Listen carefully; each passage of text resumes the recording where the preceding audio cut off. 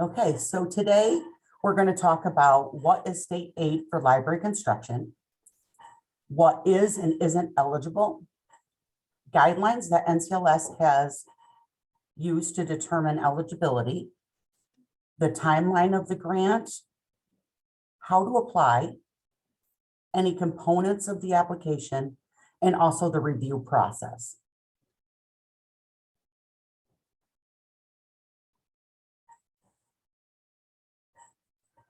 What is construction aid? Construction aid are funds from an appropriation of millions in capital funds in the state budget to provide up to 75% of approved costs for construction.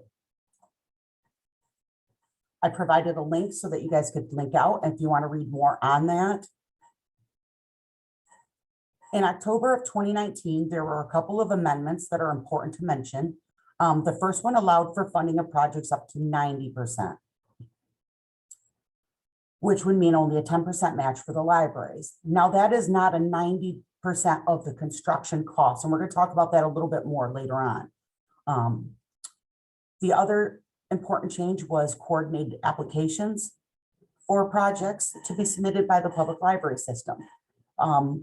Coordinated applications, one of the really good example for coordinated application is, let's say that we wanted to do a broadband and bring broadband to all of the libraries. Instead of each library having to do a separate application, with this coordinated project, NCLS can coordinate that project and submit one application. Okay, so really cool. Yeah.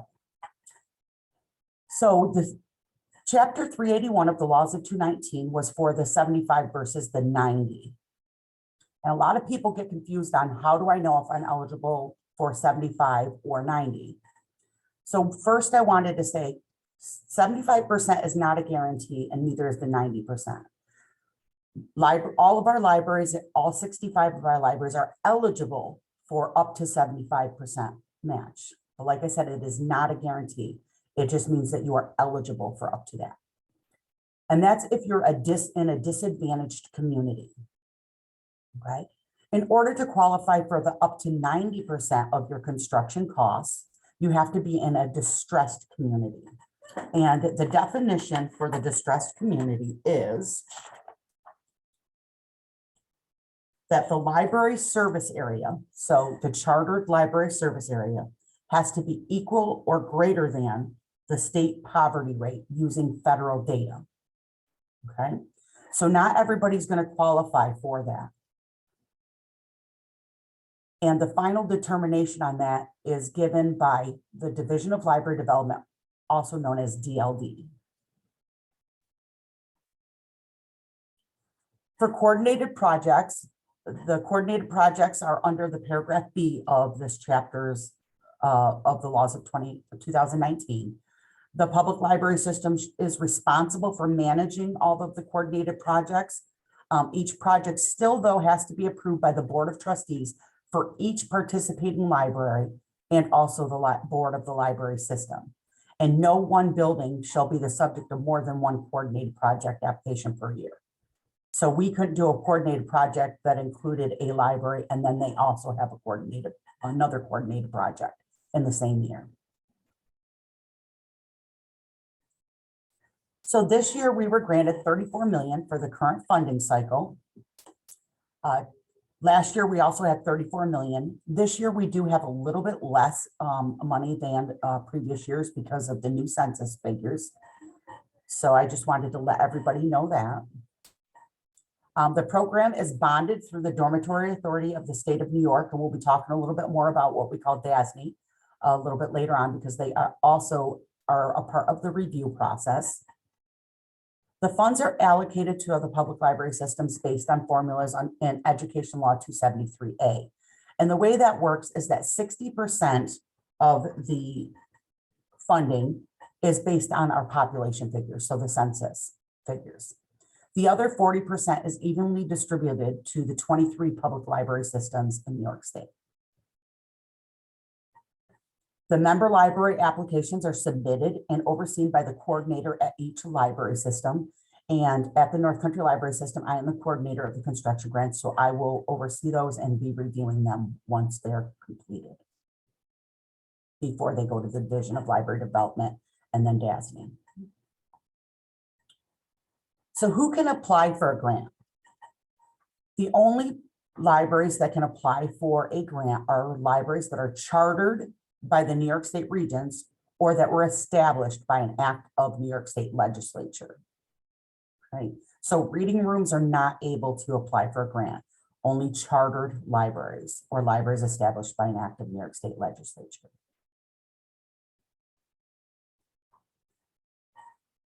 So here are some little facts about the applications. You can only submit one application per library. Branch libraries are separate buildings from the main library. So any library that has branch libraries can submit one application for each of their branches and for their main library. There's only one application per year. So I have a lot of people say, well, I know, but there's only one application per year, but I need a new roof and I need electrical and I need some plumbing and I need to work on the HVAC. Don't I need to submit a separate project or a separate one for each of those projects? No, you have one project application, but it can have multiple activities. Okay, so you're going to combine all those individual projects into one application, even if it seems like you're putting together like very different projects. You can put them all together. We had one who created a parking lot and expanded their children's area in the same year. So it's just really a matter of how much matching funds you have and how big of a project that you want to tackle. And this is extremely important. It requires clearly defined projects with detailed narratives.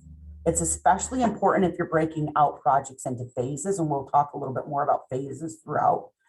So, for example, we had a library that did masonry on one of their buildings, and they had just written in that they were doing repointing of masonry, and they didn't specify where they were doing the masonry or how many square feet of masonry they're doing. So they had done the north and the south side in one year, and then they were applying the second year for the east and west side. Well, because they had not clearly defined that it was just the two sides that they were doing one year and that they had broken it into phases, they were not able to get any additional funding because you can only get funding for a project once. So it's important to clearly define that project. So if you've applied for and received an award for a construction grant in the past, a lot of people ask me, can I still submit an application? I still have a project that's open. Yes, you can. Even if the project is open, you can still submit another grant. There are two words that are key to this though. It has to be unique and separate. So it has to be unique and separate from the one that you've already applied for.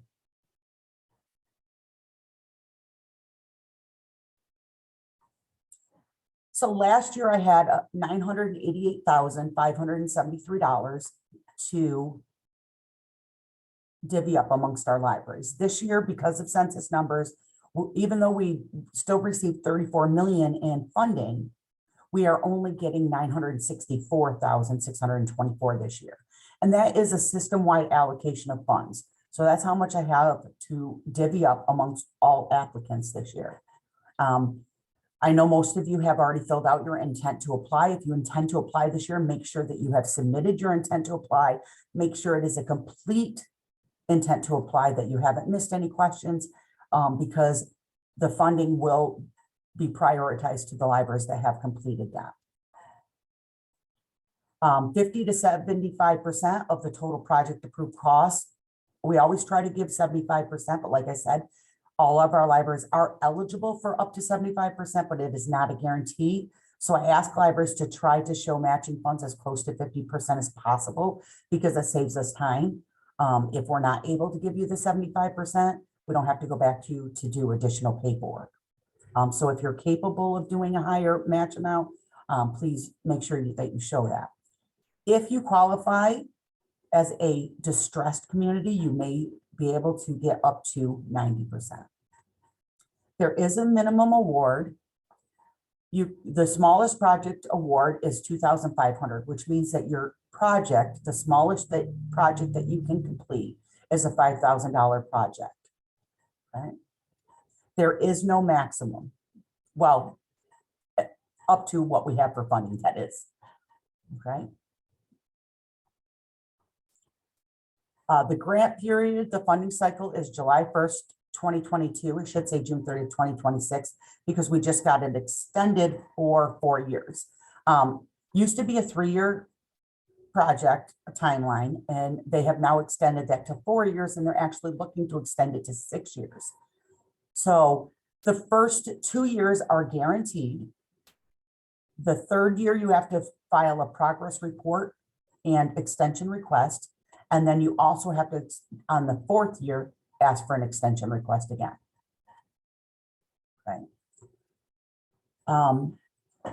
So I want people to really think about their projects, because I know a lot of times people will do their projects ahead of time, and then they'll want to apply for some reimbursement on that. Keep in mind, though, that any costs incurred before July 1st of this year are not eligible for direct construction aid. And any funds expended between January 1st and June 30th can be considered match funds and be included. So I'm going to give you an example. Let's say that you have a $200,000 project and you've already spent $100,000 between January 1st and July 1st. The most that I could give you for a award is 50%, because you've already spent 50% of the money and you've already used up that much in your match funds. Does that make sense? Does anybody have any questions on that? Okay. If you had a $200,000 project, but you've only completed, say, 50% or $50,000 of that, then I could give you the 75-25 match, because you've only spent 25% of the money, and that could all be your match funds. Okay. So the best thing to do is to make sure that you don't do any work before July 1st if you want the maximum award.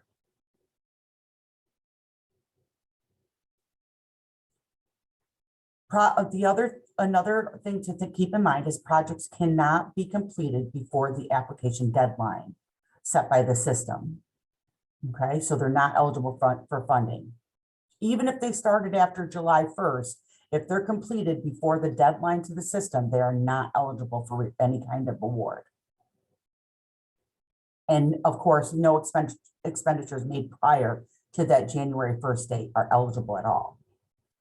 Okay. What kinds of projects are eligible? Site acquisition. So if you wanted to purchase land with an existing building or vacant land, and you have evidence of plans to use that space for a new building, a parking lot, any kind of library use, site acquisition is an eligible expense. Also, new construction. So let's say you're not buying new land or a vacant lot, but you want to add on to your library building, or you want to buy a lot that has a building on it, you want to demolish it and then do a new building. That would be an eligible expense. Probably what most of our libraries use for the construction grant for is for building renovation, reconstruction, rehabilitation, restoration, remodeling, refurbishing. You see a lot of R words there, and you'll probably hear me say those R words a million times. These are what we call the good R words. There are certain words that will set DASNY off when they do the review, and we'll talk about those a little bit later too. So these are the good R words. And some of the things that people can get under that renovation reconstruction is any kind of green energy like geothermal wells, solar panels, energy efficiency, things like replacement of roofs and windows and doors, reconstruction of your existing space, ramps, doorways, accessibility type things, HVAC, plumbing, lighting, all sorts of good things. One of the things I do want to stress, though, a lot of people like to get furniture heavy or equipment heavy. You can only get new furniture and equipment if it has a useful life over 6 years, and it must be within the context of an eligible construction project. So if you are doing reconstruction of your existing space, or you're adding in some accessibility, and so maybe you're tearing down the built-in shelving that you've had since, the early 1900s, and you're wanting to get more flexible shelving, and you want to get just totally redo the whole area and have a better flow, more efficient workspace, then you could maybe get new computers, new desks, new circulation desk, things like that can be written in if it's in the context of an eligible construction project. Some other eligible projects that people don't think about and that I really want people to start considering is emergency generators, permanent signage, whether that be outdoor signage, whether it's signing that's lit up or signing that you put the little letters on, but also indoor signage, so that people know where's your adult fiction. How many have you had people come up to your desk? I know one library I just talked to, they said all people are like, come up to my desk and be like, where's the adult fiction? Where's the juvenile section? If you have signage that clearly states exactly where everything is, it helps cut down on the questions that are asked of you, and it helps your patrons to be able to find the resources. So accessibility to those resources can really be improved with signage. And accessibility to the library can be enhanced by doing an outdoor sign, letting people know this is where we are in the community. Security systems, including cameras, key card access to doors, assistive listening devices such as an audio induction loop. You can also do supervision management of the construction project. So if you have a clerk of the works, or if you have somebody that's going to manage the project, those costs can be written in. Your architect fees can be written in as long as you do the work the same year. So you can't do a speculative project and look and say, well, can this be used, and then wait a couple of years and do the construction project, then they're not going to be covered. But if you have a survey done and you're looking at whether or not it could be used, and then you decide to proceed with that and apply, then you can write in those architect or engineering fees. Okay. And also bringing fiber or broadband to the building is another eligible expense. Projects that are not eligible. Everybody's least favorite conversation. So new carpet, flooring, painting, unless of course it's required by construction or it's required by code enforcement. Okay, so if you want to just get your walls painted because they're dull and dingy, that's considered routine maintenance, not going to be covered. But if you're tearing out a wall so that you can make it a more open concept, and tearing out that wall, of course, you're going to have to repaint that area. You can repaint the whole room to match. Okay, so just an example of that. If you're doing the built-in, taking down those built-in shelves, and you're deciding to go with flexible shelving, and the carpet was laid around those built-in shelves, when you remove the shelving, guess what? You're going to have holes in the carpet, trip hazards, all that kind of thing. You could replace the flooring at that time because it is in the context of construction project. We already talked about the speculative studies cannot be covered unless you decide to move forward with the project. Mold abatement as a standalone project, not an eligible expense. If it's combined in with other construction, it is an eligible expense, but it has to be match funds. Okay. Of course, your mortgage payments you can't pay for with construction funds and any interest. Purchase of books and other library materials, not an eligible expense. We did have one exception. We had the DePovo Library had a fire, and when they rebuilt, they were able to purchase books and other library materials because then it was a capital expenditure. Software licensing, not acceptable. Landscaping. Landscaping is not acceptable unless it's required by construction. So let's say you're doing an addition and you have to tear out some landscaping in order to put that addition up. You can have the tree or whatever landscaping moved, and they'll pay for that cost. They'll pay for a replacement one. or they will pay for soil and grass seed and things like that to redevelop that area. Okay. So grant guidelines. NCLS comes up with grant guidelines every year so that we can determine a way to rank the construction projects to make it fair, and to know in case we ever have more applications and more requests for funding, then we have money to allocate. Like I said, we have $964,000+ to allocate to everybody who's coming in. So depending on the size of the projects, it could be a competitive year and we really need to have some sort of guidelines to be able to divvy up that money. Please take the time to read those guidelines, make sure that your library is eligible before you even go through all of the work of submitting, of starting to apply for the grant. I think all of our libraries are eligible, but you do want to read those so that you know what to expect. These guidelines can be found in the library construction guide. I have the link there as well, so that you can check that out. The live guide is a really great resource. It shows you everything you're going to need to know and answers a lot of the questions on the construction grant process, how to apply, different resources, including frequently asked questions that were put out by the Division of Library Development. So really good resource. The approximate timeline, I have this early in the presentation. I'm also going to share it with you again later on, just so that you guys can see that it is a quick process. There's not a lot of time.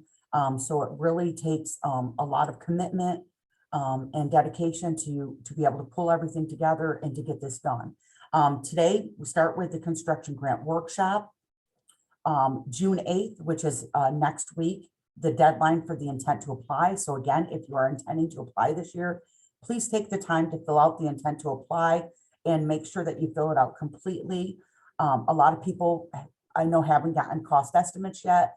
The intent to apply, I do not have to have an exact amount that you're looking for, but I do need to have a clear description of what your project is and approximately what you think it's going to be. So if you have a roof project and you think it's going to come in somewhere around 50,000, then you tell me about your roof project, what the need is, and that you think it's going to come in approximately 50,000. It just gives me an idea of how many libraries I have coming in this year and how competitive it may be. Okay. Excuse me for 1 second.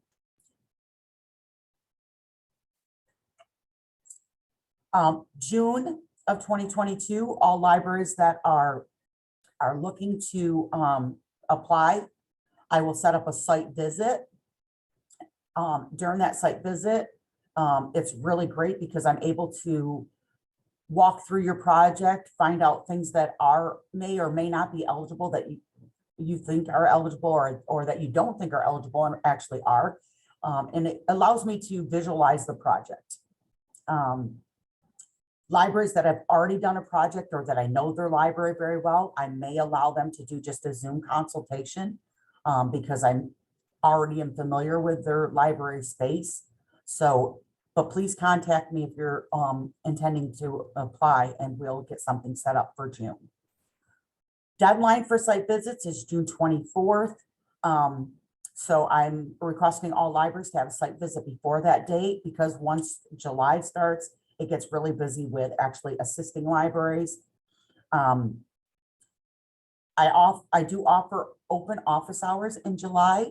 I know that we've had some libraries that have taken advantage of that. And I will tell you, libraries that take advantage of that, I see Stacy shaking her head, yes, have a cleaner application and it's an easier process. There's a lot less questions to answer later on when you do take advantage of that. So please, if you are going to be applying, consider signing up for one of those one-on-one sessions.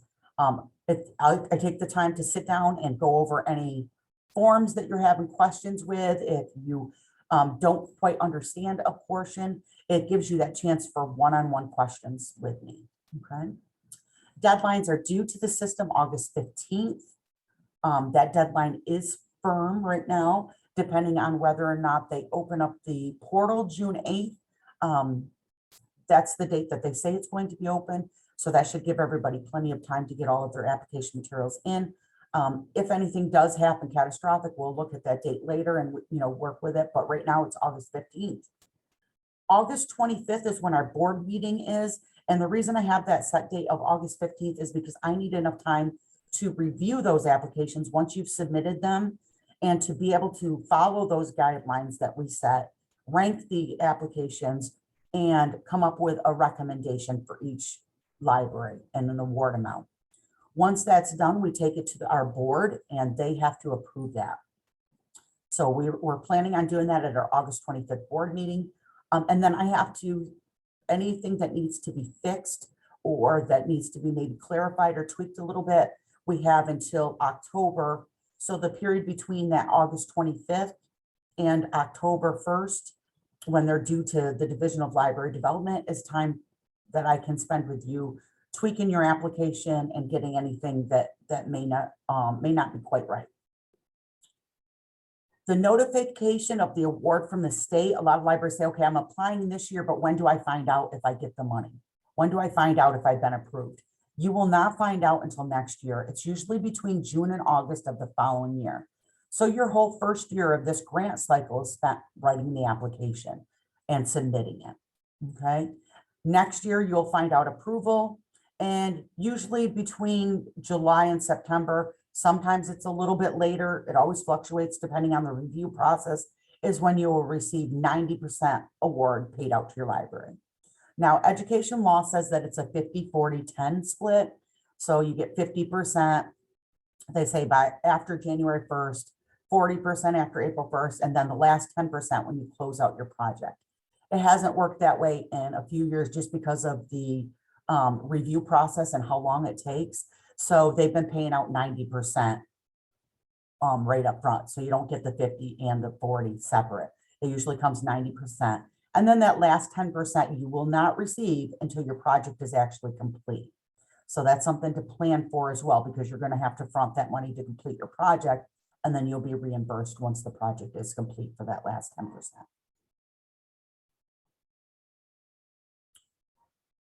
So important dates after submission. I know a lot of you have just been receiving calls from me and emails from me regarding these progress reports and extension requests.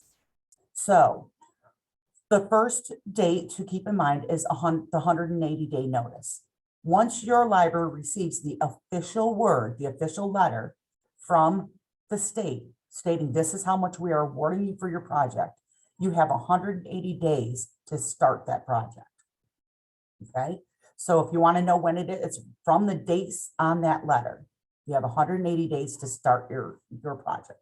Now, a lot of people ask me, what is the start requirement? Does that mean we have to have shovel in ground? No, that could be going out to bid. That could be speaking with an architect. That could be prepping the area. If you're doing, for example, an addition, that could be doing the site work to get ready for the addition. It does not have to literally be shovel in ground, okay? So don't let that 180 days scare you. Spring of next year, or of 2024, in 2 years, you will get a progress report and request for your third year extension. If your library is able to complete your project in 2 years and don't need the extension, great, then you'll finish up. But if you need that third year extension, make sure you fill out that progress report, okay? And also for your final year, which would extend you out to that fourth year that is guaranteed, or that is granted if you filed for it, okay? The final deadline, if you request, now this is only if you request all of your extensions and do all your progress reports, this one that you are submitting this year, you would have until June 30th of 2026 to complete, okay?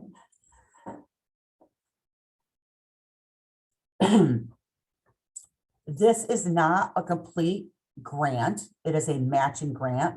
So libraries have to show the availability of those funds to complete the project. So you have to show the total cost of project minus whatever award is determined for you and recommended. You have to show the remaining amount that you can match those funds. So if it's a $200,000 project and we grant you the 100,000 and we're only able to do 50-50, you have to show you have $100,000 right now to do that project. It can't be, well, we're going to fundraise or we're going to do a capital campaign to raise those funds. You have to have the funds available at the time of submission. Okay.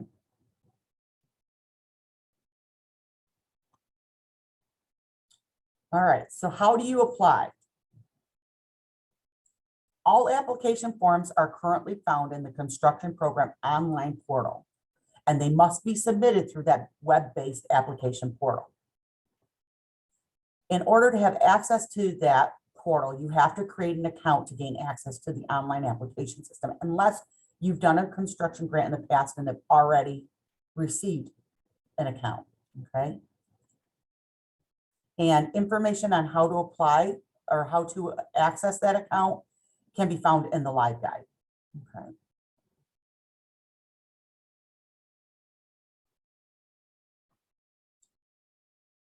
So in order to register for a New York State Directory Service account, it's a form, one-page form.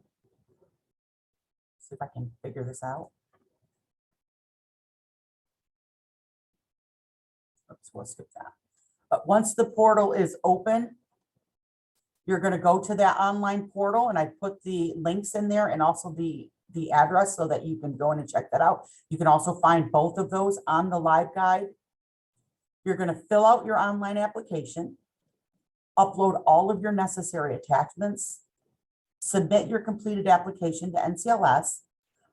Everybody is afraid to hit that submit button because they think it submits it to the Division of Library Development. It does not. It submits it to your library system. And once you submit it to the library system, then I take the time to review it. So don't be afraid to submit it. And also don't be afraid to submit or to call me up and ask me to look stuff over ahead of time before submission too. Okay, I'm happy to do that.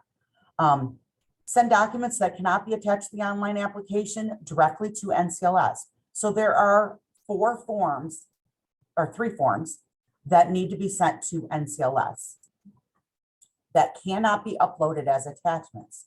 That's your FS-10 form, your payee form, and the W-9 form, okay? So those 3 have to be sent to NCLS, whether it be through the mail, through the delivery envelope, through the delivery bin. They have to be sent to NCLS and they have to be here before the deadline, okay? So keep that in mind and allow that time. Components of the application is the application form, additional funding sources. How are you paying for the project? Library funds. Are you getting money from your friends at the library? Are you getting money from your municipality? Is there another grant like NYSERDA that you might be getting funds from? So additional funding sources. Your project narratives, telling me about your project. The budget, how much is it going to cost? All of the different attachments, which we're going to go into detail on, and then the New York State financial forms. All right, so the first part of the application form, the very top part of it, will be pre-filled with information from the SEDREF database, which is the New York State database. If any information in that is incorrect, you have to submit your updated information to ldconstruction@newyorkstate.ed.gov. Okay, so you'll see here that Hannibal gave me permission to use their information a few years back. And you'll see that it lists the library, the address, the director, and your assembly districts and school districts and all of that. If any of that information is changed, for example, let's say that you did get a new library building and your address has changed, make sure you send that information in. Maybe you've had turnover in your directors. Make sure that you've updated that information so that they know that that person is no longer the library director and they have updated information. Also, a point I wanted to note is that the application is submitted by the library, regardless of who owns the building. I've had some municipalities say, well, we should be submitting it. It's our building. No, this is state aid for library construction. And so it is the library that is submitting. It is the library that is responsible for the coordination and the application. And it is the library board that is approving and held responsible for the completion of this project. So I just want everybody to realize that. Okay, the second part of the application talks about building information. So they're going to want to know simple things like building name, street address, zip code, what type of building are you applying for, the main library, the branch library, and then whether or not your building is or will be accessible to persons with disabilities. Make sure you use your library's chartered name. I know everybody has little slang names that they use for their library that people shorten it and call it something else. Make sure you're using the actual chartered name when you're applying. Building information continued. They want to know who owns the library building. And the reason for that is that if you do not own the building or the site that your building sits on, there is an additional requirement. And we're going to talk about that a little bit later on. So it's important that you mark whether or not it's owned by the applicant. If you lease it and you have a signed lease with your municipality, or if it's otherwise legally available, like some are located in a municipal building. They don't necessarily have a lease, but they're in the municipal building. So if you do not own your library building or your library site, then you need to get a letter from the owner, being the municipality, that guarantees that the library will have use of the building for at least 10 years. They have to state that they have full awareness of and are in agreement with the proposed construction project that you're doing, that they have the legal authority to approve the improvement of the space or your project, and that the building will be open to the public. I know that sounds pretty silly because all our libraries are open to the public, but it does have to state that it will be open to the public. That's why I have this marked as possible attachment. You'll notice on the slides, I will have them marked if they're an attachment or if they're a possible attachment. So anything that's a possible attachment, you'll have to attach if it applies to your library. Anything that has attachment, all libraries will have to attach. Building information continued. Year of initial construction of library building. This is important because if your building is 50 years old or older, and or the project involves any kind of ground disturbance or demolition, then you may need SHPO approval. And SHPO is the State Historic Preservation Office. So a lot of people are like, yeah, but my building's not old. Well, if it involves ground disturbance, it still could affect some historic areas. So you may need to get SHPO approval. And we'll talk a little bit more in detail about that. It's also going to ask you things like your number of floors and your square footage, if it's in a historic district, and that kind of thing. Okay, SHPO review. Now, SHPO has developed an agreement with the Division of Library Development, and there are certain projects that do not require exemption. Okay, so, oops, I think I might have missed one. Oh, this formal agreement with the State Education Department. So if you have a building that's 50 years or older, or you're doing any kind of ground disturbance, read this agreement. It will let us to see if you need to have SHPO approval or if yours might be one of the exemptions. Okay. If you read that and you find that it's exempt, or you think it's exempt, then you'll need to cite language from that attachment on the application form. And I would also recommend that you contact SHPO by mail or phone just to request approval of that exemption.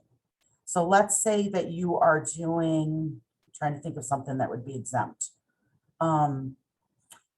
Let's say that you're just doing a reconstruction of the library space and you're not actually drilling any holes.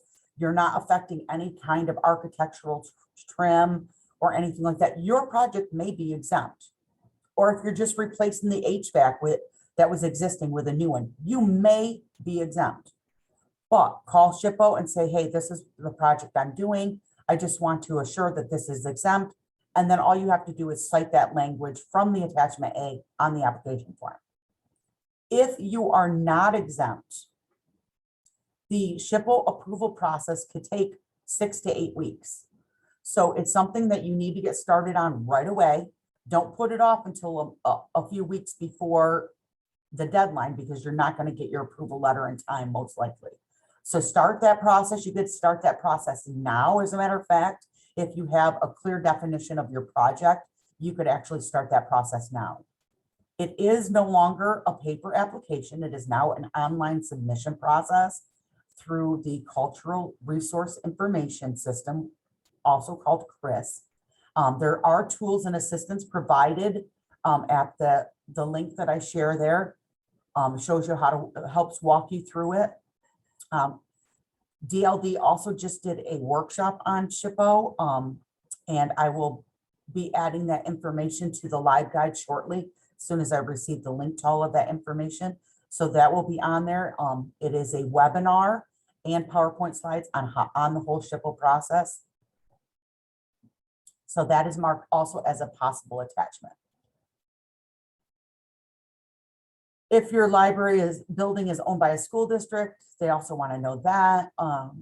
And if your project cost will exceed $10,000. Under the project details of the application form, they ask for a construction project manager and a library director. They also ask for another point of contact. So when you're doing the construction project manager, it has to be a library staff or board member that is affiliated with a project, and somebody who will hopefully be there at the completion of the project. So you don't want to put somebody on as construction project manager that's going off your board at the end of this year. That just isn't going to make sense. They're not going to be around to see it through and to be able to monitor and manage that construction project. All of the materials and all of the information, it usually goes to the library account. So make sure that if you have multiple people who are working on this, that you're forwarding any information to them that they may need to know also. So DLD is requesting 2 points of contact. So if your director is also your construction project manager, make sure you list another point of contact, okay? So some people will put the director and then maybe as the construction project manager, sometimes they'll form like a construction committee, which I recommend libraries do because there's a lot to this. And the more people you can have helping pull all of this together, the better. So some people will put the library director, and then whoever is heading up the construction committee will go as their construction project manager. Otherwise, if you're listing the director as both, then make sure you put that extra point of contact. Under project details, it also asks you what kind of application you're applying for. So are you doing new construction? Is your library going to be doing a new building or an addition? Are they doing an expansion, site acquisition? Are they just doing a basic renovation rehabilitation, like an energy efficiency, you know, doors, windows, roof type thing, or energy conservation? So, and you may be able to be more than one. So select all that apply. Accessibility, are you putting in a handicap accessible ramp? Are you reorganizing your stacks to have enough clearance in between them so that people who are wheelchair bound can, you know, have access? Safety, you know, do you have a portion of your, we had one library had a portion of their chimney that was falling down and a safety hazard, you know, for pedestrians walking by and also for patrons coming into the library. So, or broadband, another one.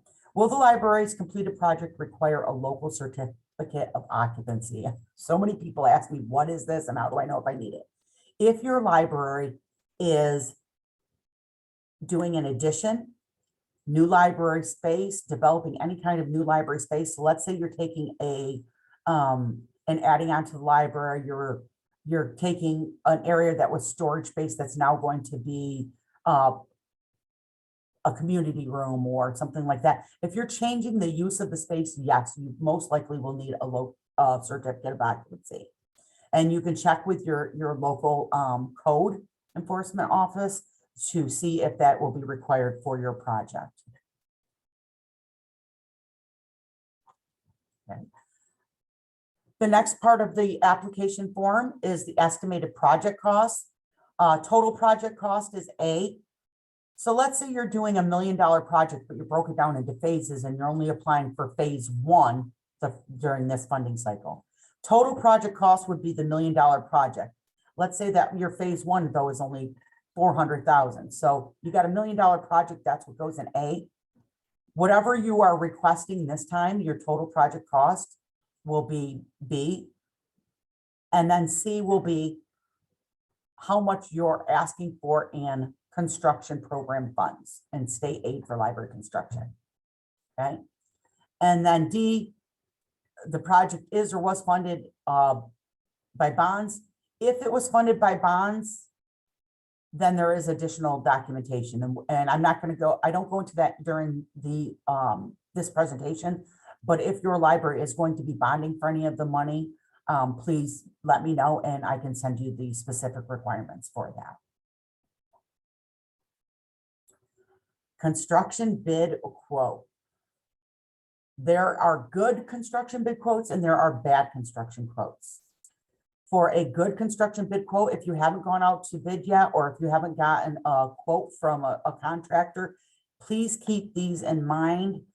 Make sure you talk to them about it before they write it, because otherwise you're going to be going back to them. You want it to look official. You want it to be on contractor letterhead. You want it to be signed and dated.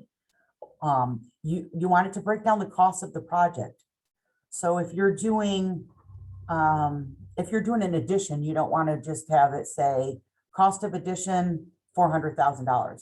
You want it broken down into how much is going to be mechanical work, how much is going to be your plumbing, your electrical, maybe your interior finishings. So you really want to have that broken down so you can see what the costs are. You want to use those good R words. I told you I'll mention it a million times in this, and I probably will mention it, not quite a million, but a few times. Renovate, rehabilitate, restore, reconstruct, replace, right? The R words you do not want to use are repair or routine, okay?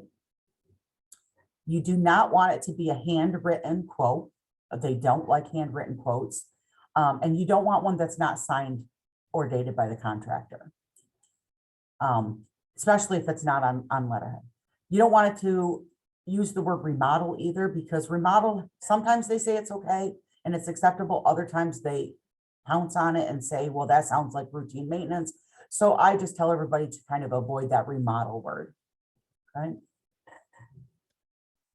And remember, you need to provide a quote for each contractor unless you've hired a general contractor. So if you're not hiring a general contractor who's doing all of your electrical, plumbing,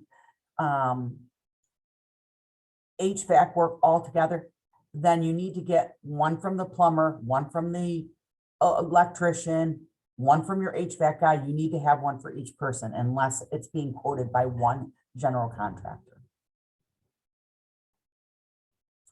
Last part of the application form is your start and your completion dates. So the project is expected to start on or before.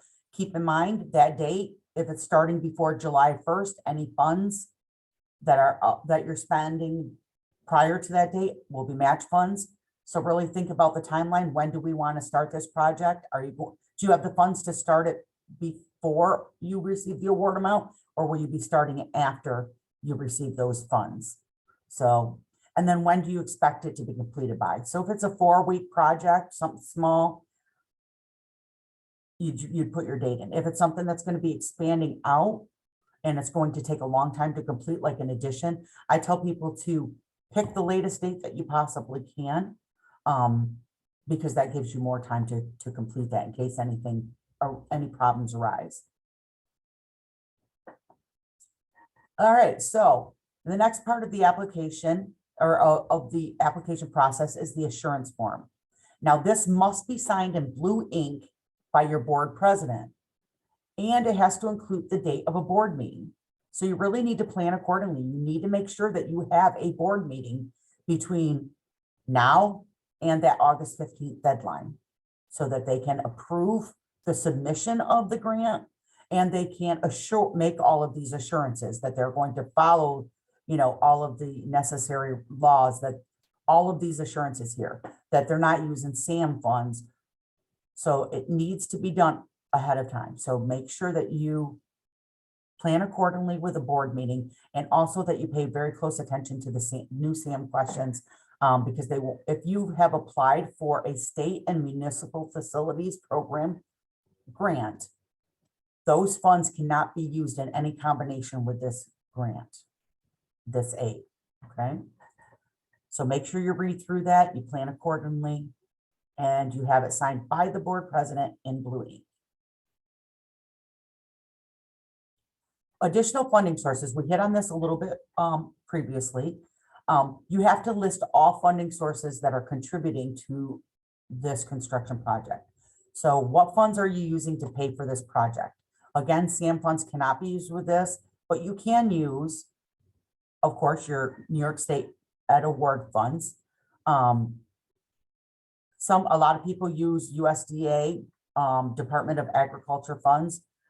There's library capital funds or library operating funds are the two most popular, but also a lot of people have been getting NYS funds for energy efficiency projects. So, and a lot of people also have gotten rural utilities ones from like National Grid or their local utility service.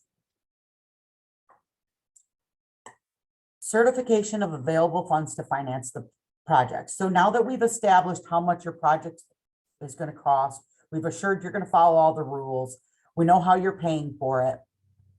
Now we need proof. Okay, we need you to prove that you have those funds in hand. So how do we do that? It can be an affirming letter on official letterhead signed by your board official, preferably the treasurer or the board president. Okay, and all that letter has to state is, and I have sample letters also up on the live guide, so you can actually just take the wordage right from those letters. I also have a letter of the lease letter, approval letter on there as well. So you can take that language, plop it onto your letterhead and get it signed. That's one of the reasons I put those up there, those resources for you. Feel free to copy it word for word and just fill in your library name. It can also be a bank statement, but you still would have to have verification of funds committed to the project signed by a board official. So it's almost easier to just get the affirming letter, because even if you do the bank statement, you're still going to have an affirming letter of how much you're committing to the project. You can also have a letter from the funding source. Let's say the Friends of the Library has decided to give you some money for your project.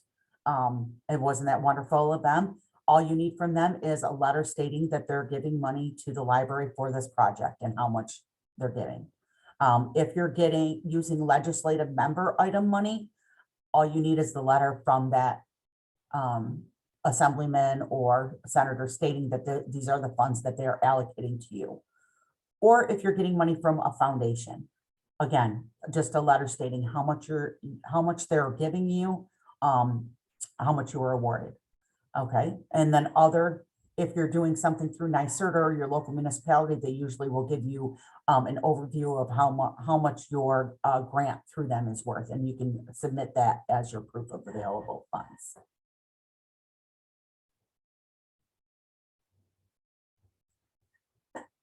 Project narratives is your next part of the application, and there's 5 parts to the project narratives.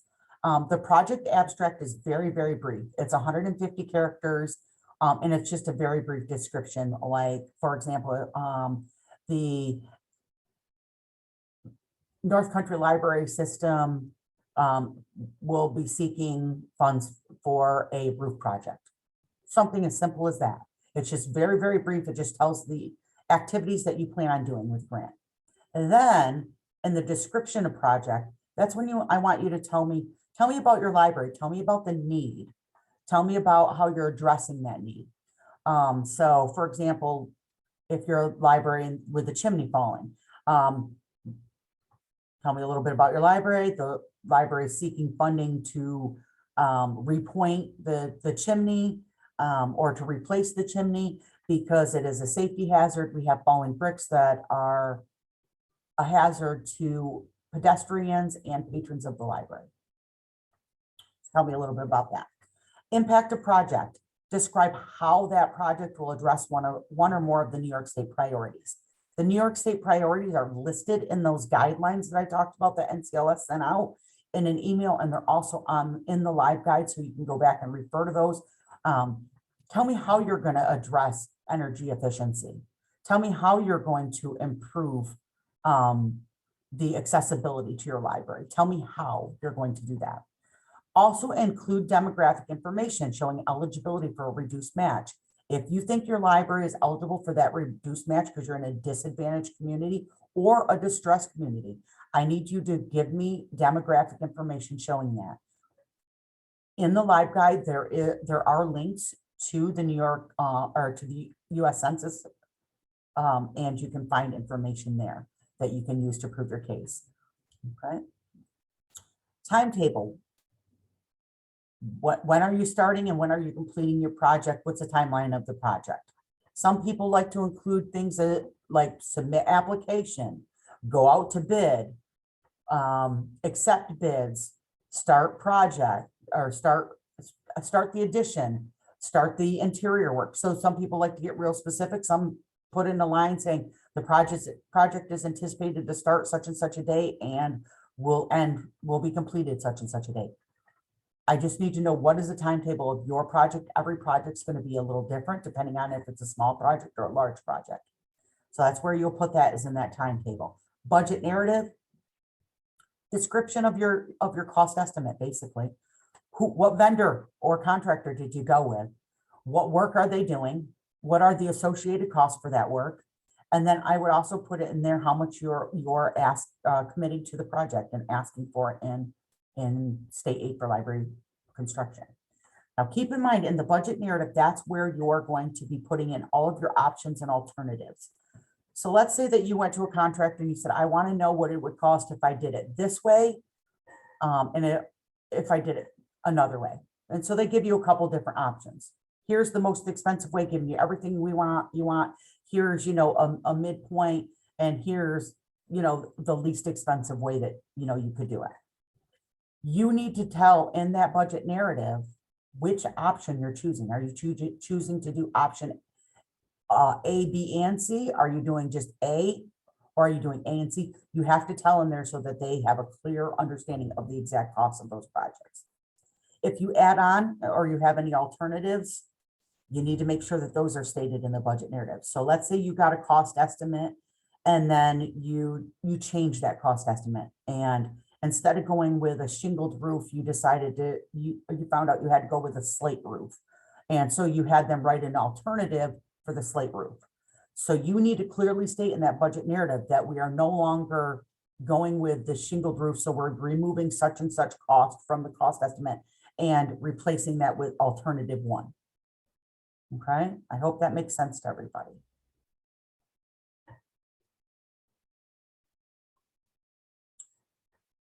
Good construction project narratives. Yes, those are words again.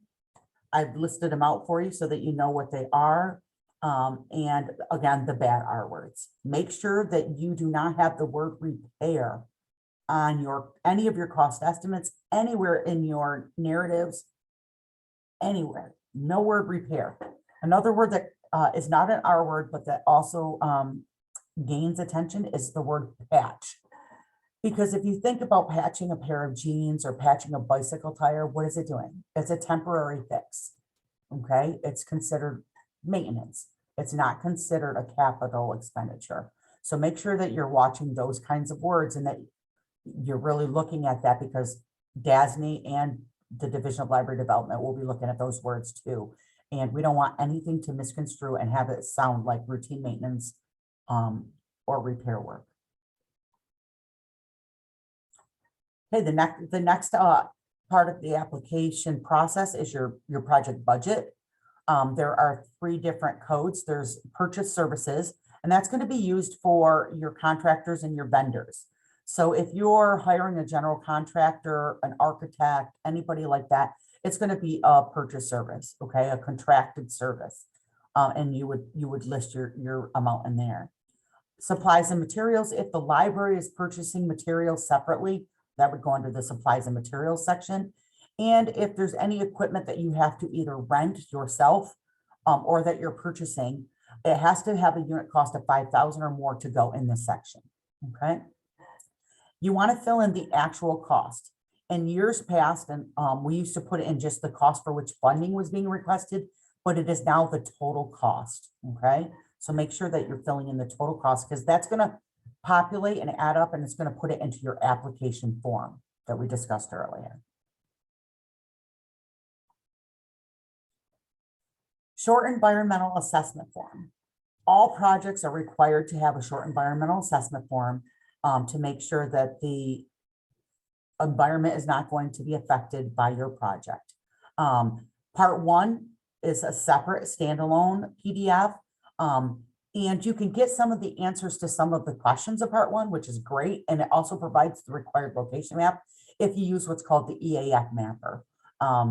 So I tell everybody, keep that in mind, use the EAF mapper. It'll answer some of the questions for you, do some of the work for you, and it gives you a map of the location, which is a requirement. Parts 2 and 3 is a separate PDF. I get a lot of times where people will complete part 1 and think they're done. There is parts 2 and 3, and that is a separate PDF. They are together, combined. And that requires the Board of Trustees or the board president's signature in blue ink. So again, plan accordingly. And for the lead agency, a lot of people say, oh, the municipality is the lead agency. It is not. The Board of Trustees is of the XXX library, whatever your library name is. So that's what you're going to enter for the lead agencies, Board of Trustees of the library. Okay. Little tip, there is also an EAF workbook, which is fabulous. There are a lot of questions on the environmental assessment form that may leave you going, what? The environmental assessment form will walk you through that. You can go question by question. So if you're trying to answer question 18, you can go right to question 18 and it'll give you an example of how to answer that and give you an explanation. It is a wonderful resource. I highly encourage people to use that. And this is a required attachment for all libraries. The next is the Smart Growth form. On the Smart Growth form, it's pretty easy. You fill in the project number. You checked at least one box to indicate your compliance. You fill in your justification, which is just a small paragraph explaining how the project explaining the project and how it meets compliance, and then you sign and date it. And here is an example of the Smart Growth. I have some sections highlighted here because I get questions on them every single year. The district is your school district. Okay.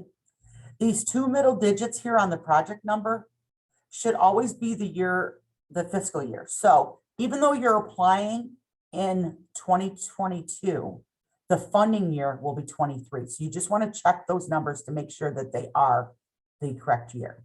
And this project number, once you log into the online portal and you start a new application, it will give you that project number. And that's what you will put in here.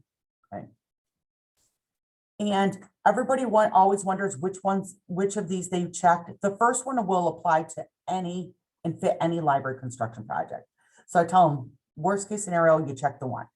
Read down through the other because some other ones will apply, especially if you're a municipality or in a municipal library. There are other ones that may apply, but the first one will apply to all libraries. Okay. And then the justification is right over here.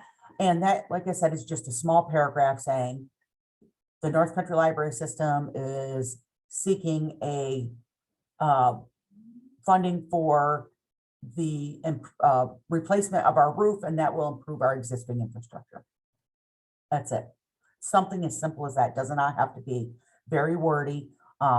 We have some people who will attach a whole page, a whole narrative. It does not have to be anything large, just a small definition of your project. Okay. Oops, there's the one. All right, FS10 form. All right, this is the one that I was telling you has to be sent to NCLS. And it has to be signed in blue ink ahead of time. You are going to leave this whole thing blank. When you print it out, this part, top part, will populate. Okay. This one is a blank form that I got for this demonstration, but this will populate when you're in yours. You're going to leave all of this, everything else blank, so you're not going to touch anything else. You're just going to print it out, and then you're going to sign and date it. Now down here, they do not give you a line, and I know I'm hoping they'll have it fixed this year. It's hard to you'll see that it's all kind of jumbled in, and there's no line for the name and your title. Please write your name and your title down either here or here on the bottom. Just fit it in there as best you can. So you're going to date it, you're going to sign it, and then you're going to print your name and your title. Okay. Hopefully they'll have it fixed this year and there'll be an actual line to write it on. So, but if not, just fit it in wherever you can. The payee form and the W-9 are together, sent in together. They must be signed in blue ink as well and sent to NCLS. You must have your own FEIN number, your federal employer identification number, and your New York State vendor ID number. Okay, we'll talk a little bit more about that in a minute. And applicants must also register in the federal system for award management called SAM, not to be confused with SAM funds, which is the State Municipal Facilities Program. Leave it to the state to have the same acronyms for two different things that are both affiliated with this grant. And this year, the SAM is now using the unique entity identifier. I have to say that slow, try to say that fast. Unique entity identifier called the UEI. And that is being used instead of your DUNS number. So I know a lot of you are used to looking up and entering your DUNS number and registering your DUNS number in SAM if you've done a construction project in the past. But now it is going to, you register in SAM and then they will give you a unique entity identifier. If you're already registered in SAM and you renew or you go in, you can find your unique entity identifier. You got to find something for that one. Maybe we'll just call it the uni or something. Despite what is indicated on your payee information form instructions, they say that you do not need a W-9 form in certain instances. You do need a W-9. Every library needs a W-9.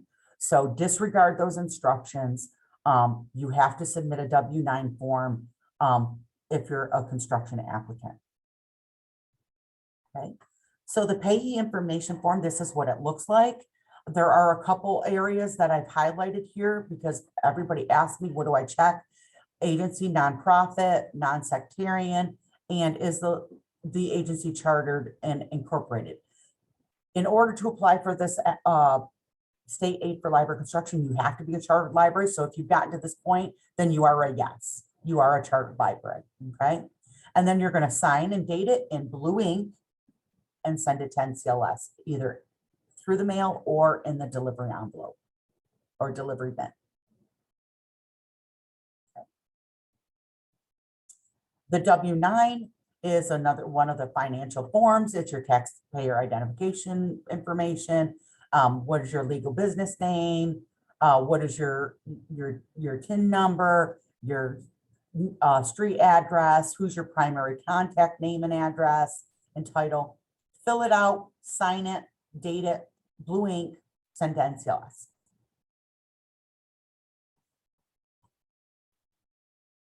Okay. Photographs, one of the last pieces. So photographs, detailed photographs of the proposed construction project site. I always tell everybody to get a picture of the front of the building showing your building name, because that way they can see if you happen to forget to label your file correctly, they can at least see what library they're looking at. You want to do pictures of all of the areas that are being renovated. So if you are going to be expanding the children's room, send us a picture of the children's room. Show us the area that you're going to be expanding into. View from the library of the surrounding area. And this is important because then they can see, especially if you're going to be doing any kind of exterior work, they can see the surrounding area. So they can see if it's in a historic district, if it's in a residential or agricultural. So just take a view from the surrounding area. I say, go open up your door, take a view one side of looking down one side of the street, and then a view looking down the other side of the street, and you're good. You must attach colored photos. I've had libraries that have submitted them in black and white before, and they are not acceptable. They need to be color photos. Both your before and your after pictures have to be color photos. Okay. DLD prefers the photos to be grouped into one file. For a while, we were doing it one file and then they switched to individual. They are now going back to one file, which I think I love, and I think everybody else will like a lot better too. Pull all of your pictures into one file and then put a little text box underneath them with some descriptive text saying front of building, view of children's area, view of library looking south, view of library looking north, whatever. Current HVAC unit. So make sure that you label and put a little descriptive text under each picture. Don't just upload all of the pictures and leave it at that. When attaching things, any of your attachments, here are the preferred specifications. They really want them to be, they really prefer PDFs, but you can upload documents, whether they be .doc or .docx, Excel files, and JPEGs. Okay, make sure that the file names are clear and understandable. So if you're uploading pictures, make sure that you call it pre-project photos or something to that effect, or Constableville pre-project photos. Even you can even put in your library name, but make sure that it is identifiable, or smart growth form as opposed to just attachment number 5. Okay, they really want, or image number 207, 2017, 0519. Make sure that they're specific so that they can clearly open them up quickly and tell what they are. Now, what happens when the application is actually complete? When you've got all of the application forms done, you put in your additional funding sources, you've written your narratives, you figured out your budget, you've put in all of your attachments and uploaded your photos, then you click the button submit to submit the application to the system. Okay, again, that deadline is August 15th, 2022. The system will then begin the review and approval process. So again, we review them, we make sure that it is a complete application. We rank them, look at what priorities you're addressing, we make our recommendation, and then we go to our board with those recommendations. Inclusion of all of required documentation, whether or not your project is eligible, which if you have a site visit, we should know your project is eligible beforehand. So that's why the site visits are so important. And then how well does the project match NCLS identified priorities? We'll look at all of that. Now, the system recommends the award. So system completes what we call a system evaluation and recommendation form. And we also prepare a reduced match justification form so that we can justify that, yes, we believe this library is eligible based on the information you give me in the impact statement of the narrative, and also information that we research against our guidelines. I prepare the reduced match justification form. I then submit all of, get approval and submit of the recommendations and submit those to the New York State Division of Library Development. That's usually October 1st. The date has not been determined yet this year, but it usually is October 1st. And then once the Division of Library Development reviews them, they send them on to the Dormitory Authority of the State of New York, where they have lawyers look at them and make sure that all of the activities within your project can be bondable. So they have to be bondable activities because the state aid for library construction funding money is bondable money. Okay. Again, the timeline, I just stuck that up there for you quick. Make sure that you're meeting those deadlines. Make sure you have your intent to apply in, it's complete. Make sure you set up a site visit with me, and make sure your application is in on time. I have a feeling this year is going to be a very competitive year. A lot of people have waited. They had so much going on during COVID and dealing with all of that now they're deciding to move forward with construction projects that they put on hold. I have a feeling it's going to be a very competitive year. So you want to make sure you're meeting those deadlines so that you are one of the eligible parties to receive some funding. What if something affects the timeline or changes the need or changes need to be made to the scope of the project? I put this slide in there because we've had a lot of libraries that have had to amend their project. Right now with COVID, we know there's a lot of distribution problems. So some libraries aren't able to get the materials that they need to finish their project, which is one of the reasons that they extended the projects out for 4 years. But also some of those costs have gone way up. So people have had to amend the scope of project so that they're able to complete the project, because otherwise they would be taking a ton of money out of pocket. And a lot of our libraries are just small rural libraries. They don't have the funds to do that. So one of the ways that we can address that is to amend the scope of the project. So let's say that you were doing, I like using the addition because it's easier to break down. Let's say you were doing a full addition, and something happened and the addition started off being a $400,000 addition, and now it's $1 million because of the cost increases. So what we could do is amend that scope to just do maybe the foundation, or maybe just do the foundation in the shell in this phase, and then you could apply for the remainder in a different phase. So being able to amend the scope or to adjust things is really important if something happens, okay?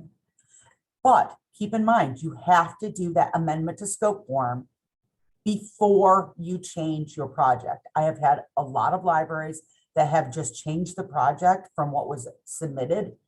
When the library submits that project, they are basically signing a contract with the state education department saying, this is the project we plan on doing. And no project activity changes should be made during that activity program without the prior approval of the state library, okay?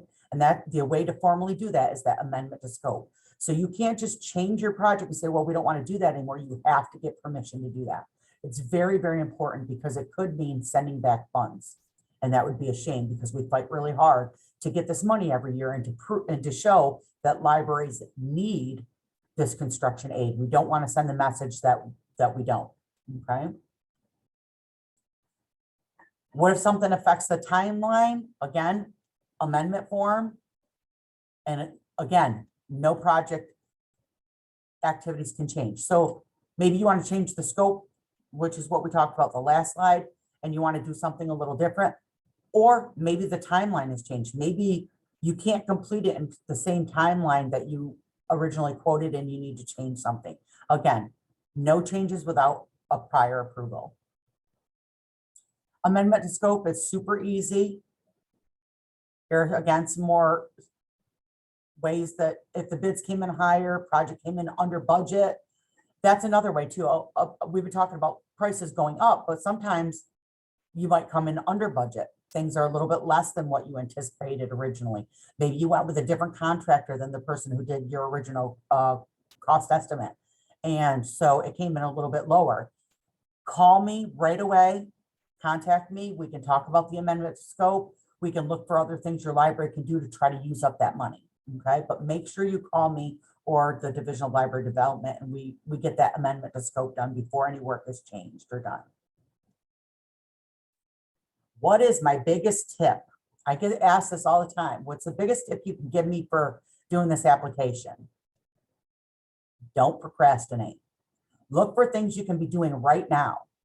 Don't put it off thinking, well, you know, we'll get to it next week, or there's so much that it's not a hard application, but there is a lot to it, which is why, one, establish a construction committee, get different people running on different tasks. It makes it so much easier. Clearly define your project and start writing your narratives now. Hop into Word and start writing out your project, or Google Docs or whatever you like to use. Start writing your document now before the portal opens so that you have a head start. Register for your New York State Directory Service account. If you have not written a construction project in the past and you don't have an account, register for it now so that you already have your username and password once the portal is open and you can operate in and get started. If your building is 50 years old or older, or you're going to be doing ground disturbance, start your SHPO application now. Get it in there because it takes 6 to 8 weeks. So it can be faster depending on the size of the project and depending on whether or not they've already looked at a project for your library before. If they have, they already have a determination, and it may be a lot quicker, but it could take 6 to 8 weeks. So start it now. Obtain your New York State vendor ID number if you don't know it, or if you don't have one. Register in SAM right now if you haven't already registered in SAM, and make sure you get that unique entity identifier number. Verify or obtain your library's FEIN. And I will tell you that you can get your EIN off the annual report. So that's nice and easy. And then if you don't have your New York State vendor ID, again, double check and get that. Okay. All right, I'm going to open this section up for questions, and I don't see any in chat right now. So if you have any questions, feel free to unmute yourself and ask your question, and I'll do my best to answer that. Or you can feel free to type it into chat if you're more comfortable typing it in.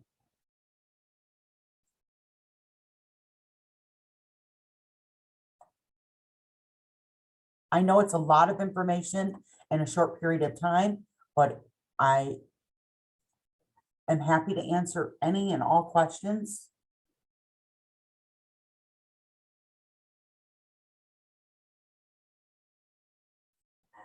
Okay, we have a question coming in. Hang on.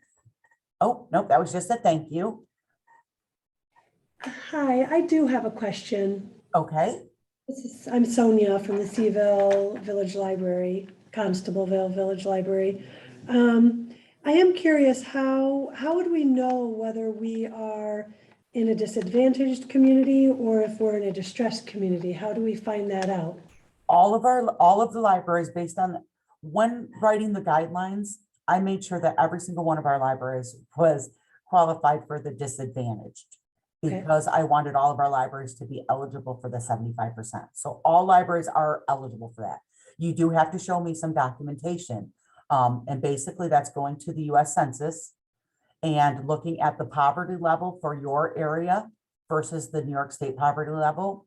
I'm happy to send you guys some examples of, and you can also go in and look on the Live Guide. There's past construction grants, so you can see what other libraries have written in their impact statement.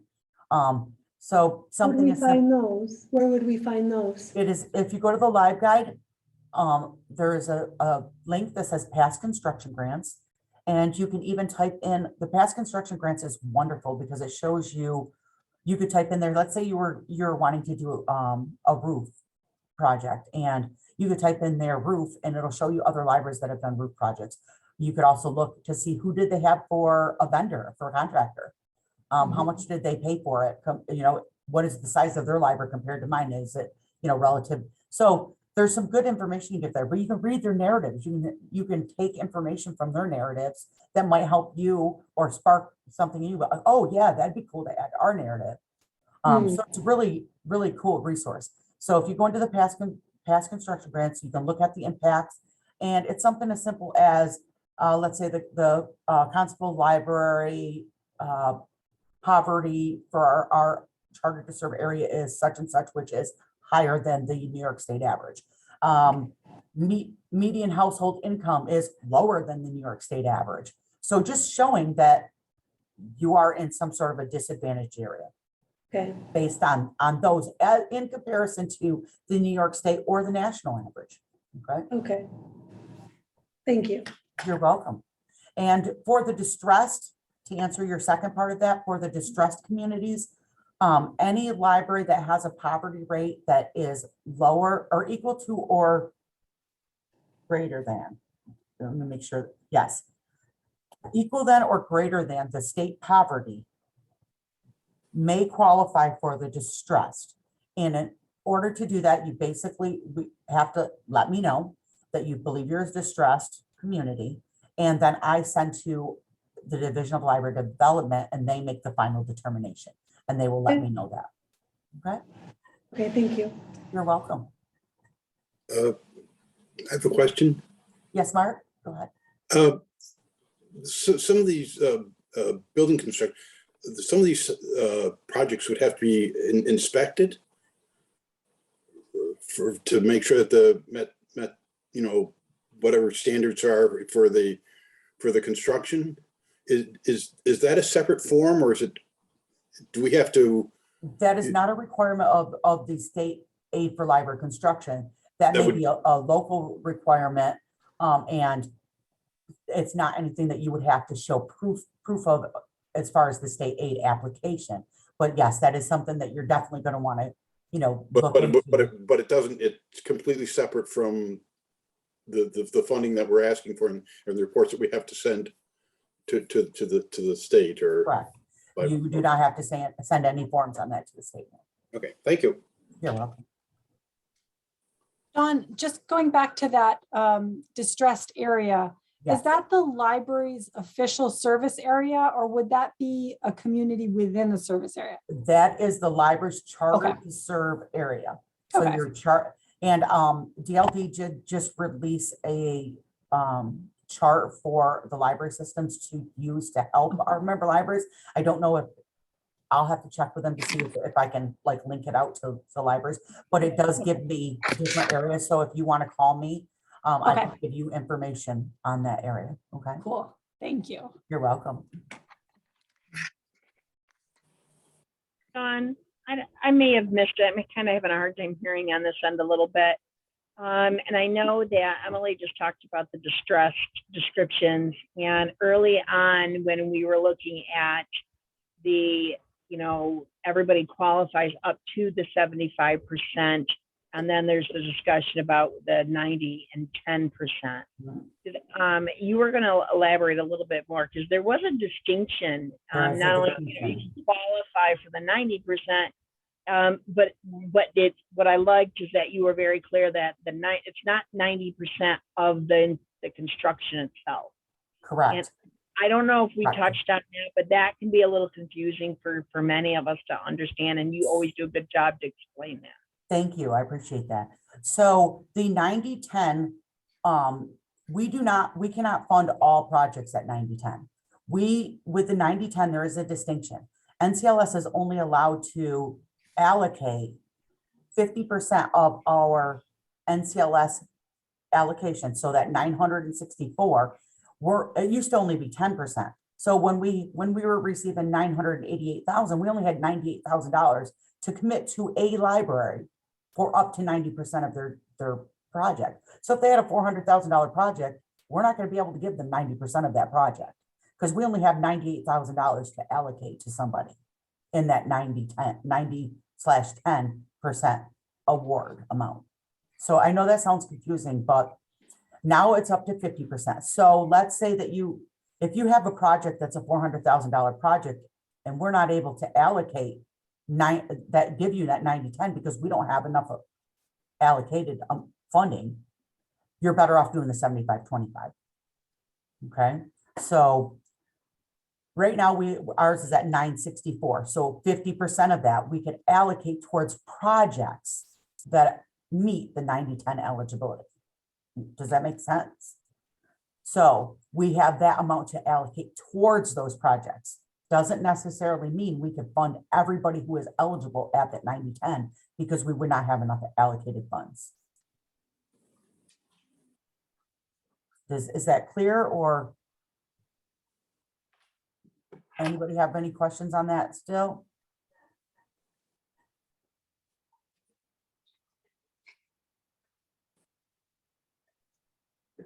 Could you go over mold remediation again a little bit? So Like- mold abatement, testing, remediation, all of that are eligible expenses, but they have to be match funds. So I'd be looking at a project that would have to be double the size of the mold remediation. Yes, So get a price for that and then look at what else. So would that be the same if, like, I know that we're going to tear out walls that have mold in them? Or should I So- just, when you're doing any kind of project, you definitely, like you said, you want to make sure that you have more construction components that you can write into it, Yeah. because all of the mold abatement and remediation is going to be match funds. okay.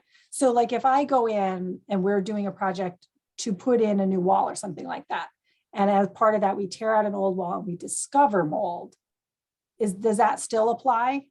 Like, If Yeah, you like end up if we- having to have mold remediation, yes, they will make you come Okay. back. Matter of fact, I just had some libraries in our 2022 that came back, and DASNY is being even pickier if that's possible than before. And anything mold. They're Okay. like, it has to state in the narrative that it's match funds. And yeah, we have a Okay. lot of libraries that are gonna be probably reduced on their award because of that type of thing. Because they're Okay. getting very picky. Okay, all right, so try not to touch that. Yeah, so make sure that you have a big enough project that'll cover, so like you're gonna be reconstructing the wall, if you're tearing one wall out and you're replacing it with something else. Or if you're reconstructing, if there's enough other components that will cover the cost of that, then yes, go for it. But otherwise, it's not worth it to even apply because it's all gonna be match funds. Okay, thank you. Hi, Dawn. Yes, I just have, I'm Marilyn from Constableville. yes, ma'am. You might have already covered it, but like, if we were gonna get a couple bids, at least 2 bids on the project, do we initially have to have an engineer draw up the plans so that we can present those to the contractors? Is that the process? So for the New York State Construction Grant Program, you have to have a cost estimate. You don't have to have an official bid. But here's what I would say. If you have a project that is a bigger project, I would recommend having an engineer or an architect or somebody that is going to be making sure that the work is done to specifications, done to code, all of that. And then the rest of it will fall based on your local procurement law. So some municipalities, some local procurement laws require bids. And then after that, it will fall to the board's procurement law, are rules based on what you wrote into your procurement policy. Some say anything over this amount of money, we have to get this many, cost estimates. So you want to make sure that you're following all of the rules for your local procurement and as well as your board procurement policies. Okay, and then the cost of the engineer could Cost be of the part of our matched Yeah, funds. no, cost of engineer is actual eligible expenses. So that can be written into the grant as long as you move forward with that project that year. And that is, you can get 75-25 towards that. If it's eligible for 75-25. Doesn't, like I said, I want to reiterate this, just because you're eligible for the 75-25 or the 90-10 does not mean you will get it. It'll really depend on how many libraries we have coming in and how competitive it is and how much money we have to allocate, okay? But Okay. that can be written in. Okay, now we've already gotten a dumpster and cleared out the whole attic, but I know that that was something we can use as part of our match. It was I about will tell you $400. the dumpster will be a match requirement.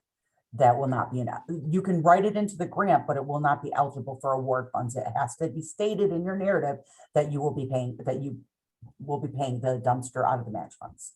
So I'll give you that piece of advice ahead of time. Okay, You're thank welcome. you. Any other questions?